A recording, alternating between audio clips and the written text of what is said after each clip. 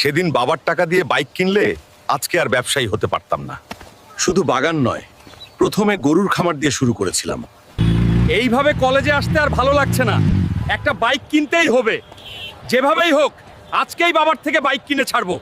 বাবা, তুমি যদি আমাকে R15 বাইক কেনার জন্য 5 লাখ টাকা না দাও, তাহলে কাল থেকে আর কলেজ যাব না, ঘর থেকেও বের হব না, খাওয়া দাওয়া বন্ধ করে দিব। এই নে, আগে তুই বাস, তোর বাইক কেনার 5 লাখ টাকা। মন খারাপ করো না বাবা, একটা বাইকই তো কিনবো। কিরে হাল্ক, তুই বললি টাকা দিয়ে বাইক কিনবি, গরু কিনে আনলি যে? বাবা, আগে ব্যবসা করি, এরপর ব্যবসার টাকা দিয়ে বাইক কিনবো। বাইক কেনার টাকা দিয়ে 3টা গরু কিনেছিলাম, আজকে আমার 3000টা গরু এই খামারে। এই পুরো বাগান আমি কিনেছি 4 লাখ টাকা দিয়ে, আর 1 লাখ রেখেছি শ্রমিক আর পরিবহন খরচ। 5 লাখ লেবু আছে। শহরে এগুলো ব্যবসায়ী ও কোম্পানি কিনবে 5 টাকা করে।